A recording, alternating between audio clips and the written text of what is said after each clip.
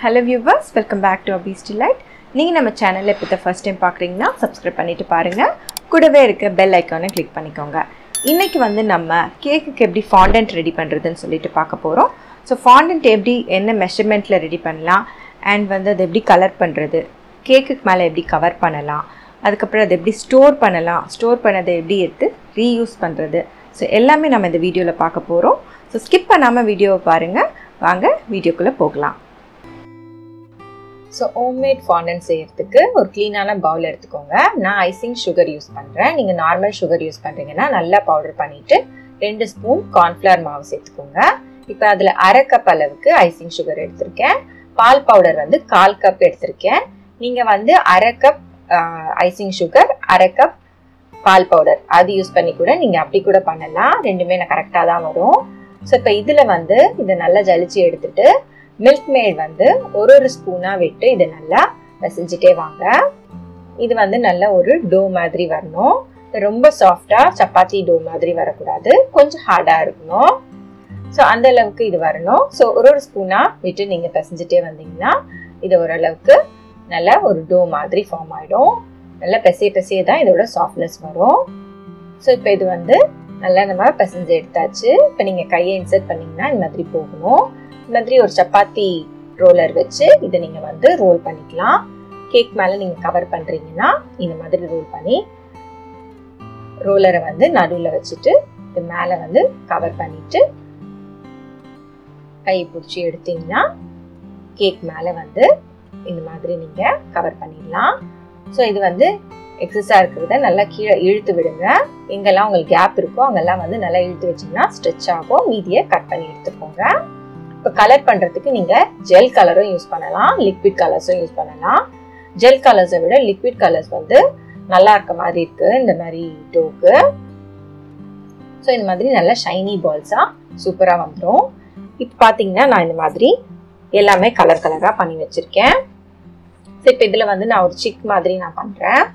So இப்போ இந்த எல்லோல வந்து ஒரு பெரிய பால் பண்ணிட்டு அதுக்கு மேலே வந்து ஒரு சின்ன பால் பண்ணுறேன். நம்ம இதுதான் செய்யணும்னு இல்லை, நமக்கு என்ன க்ரியேட்டிவிட்டி இருக்கோ அதுக்கேற்ற மாதிரி நம்ம என்ன வேணாலும் இதில் செய்யலாம். எல்லாத்துக்குமே இது நல்லா அழகாக வளைஞ்சு கொடுக்கும். ஸோ அதுக்கப்புறமா இந்த எல்லோவில் வந்து கொஞ்சம் ரெட் சேர்த்திங்கன்னா இந்த மாதிரி ஆரஞ்சு கலர் கிடைக்கும். அதை வச்சு நான் ஃபீட்டும் வந்து பீக்கும் ரெடி பண்ணிக்கிறேன். மேலே வந்து ஹேர் மாதிரி சின்னதாக வச்சுருக்கேன். ஸோ இப்போ இந்த க்ரீனில் வந்து கொஞ்சம் ரெட் கலந்தீங்கன்னா இது வந்து ப்ரௌன் கலரில் வரும். ஸோ இப்போ இதை வந்து நீங்கள் நெஸ்ட் ஃபார்ம் பண்ணுறதுக்காக யூஸ் பண்ணிக்கலாம். இப்போ இது மாதிரி ரோல் பண்ணிங்கன்னா நல்ல ஒரு த்ரெட் மாதிரி வரும். இதை வந்து டபுளாக ஃபோல்ட் பண்ணிவிட்டு ட்விஸ்ட் பண்ணிங்கன்னா இந்த மாதிரி ஃபார்ம் ஆகும். ஸோ இது வந்து உங்களுக்கு என்ன சைஸில் வேணுமோ அந்த அளவுக்கு எடுத்துக்கிட்டு மீதியை வந்து கட் பண்ணி எடுத்துக்கோங்க. மீதம் இருக்கிறத வந்து வேற ஒரு ரவுண்ட் ஷேப் பண்ணிவிட்டு ஸோ அடியில் நம்ம வைக்கிறதுக்கு யூஸ் பண்ணிக்கோங்க. இதை எடுத்து மேலே வச்சிங்கன்னா ஒரு அழகான நெஸ்ட் மாதிரி வந்துருக்கு. இதுக்கு நடுவில் வந்து ஈஸ்டர் எக்ஸ் மாதிரி கலர் கலராக எக்ஸ் வந்து நான் செஞ்சு வச்சுருக்கேன். ஸோ இப்போ வந்து ஃப்ளார் செய்யறதுக்கு வந்து எல்லோ கலரில் ரோல் பண்ணிக்கிறேன். இந்த மாதிரி மூடி இருந்ததுன்னா அதை வச்சு ரவுண்ட் போட்டுக்கோங்க. இதை வந்து கொஞ்சமாக மடிச்சிங்கன்னா சின்ன சின்ன பூ மாதிரி வரும். இது மூணுத்தையும் சேர்த்திங்கன்னா ஒரு சின்ன அழகான பூ மாதிரி இருக்கும். ஸோ இந்த மாதிரி நீங்கள் கலர் கலராக பூ வந்து செஞ்சு வச்சுக்கலாம் கேக்கை டெக்கரேட் பண்ணுறதுக்கு.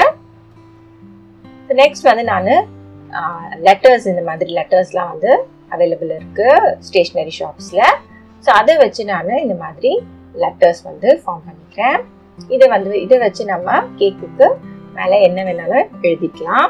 ஸோ ஒரு கேக் கவர் பண்ணுறதுக்கு இப்போ நான் செஞ்சுருக்க அளவு வந்து கரெக்டாக இருக்கும். நீங்கள் கேக் கவர் பண்ணிவிட்டு மேலே வந்து டெக்கரேஷனும் பண்ணணும் அப்படின்னா இது வந்து டபுள் த அமௌண்ட் வந்து எடுத்துக்கோங்க. அப்போ தான் உங்களுக்கு கரெக்டாக இருக்கும். இந்த மாதிரி மோல்ஸ் கூட கிடைக்கிது. அதில் வந்து ஜஸ்ட் நீங்கள் நல்லா ப்ரெஸ் பண்ணிவிட்டு எக்ஸஸாக இருக்குது இந்த மாதிரி நைஃப்பில் கட் பண்ணி எடுத்துருங்க. ஸோ என்ன மோல் போடுறீங்களோ அதே மாதிரி அழகான டெக்கரேஷன்ஸ்லாம் வந்துடும் உங்களுக்கு. ஸோ மீதம் இருக்கிறத வந்து இந்த மாதிரி ஒரு ஏர்லாக் கவர்லேயோ இல்லை சாதா கவர்லேயோ போட்டுட்டு இந்த மாதிரி பாக்ஸ்ல போட்டு வச்சீங்கன்னா 2 வீக்ஸ் வரைக்கும் இது வந்து நீங்க ஸ்டோர் பண்ணி வைக்கலாம்.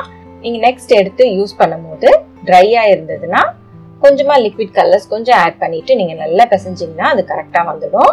ஸோ இந்த வீடியோ உங்களுக்கு பிடிச்சிருந்தா லைக் பண்ணுங்க.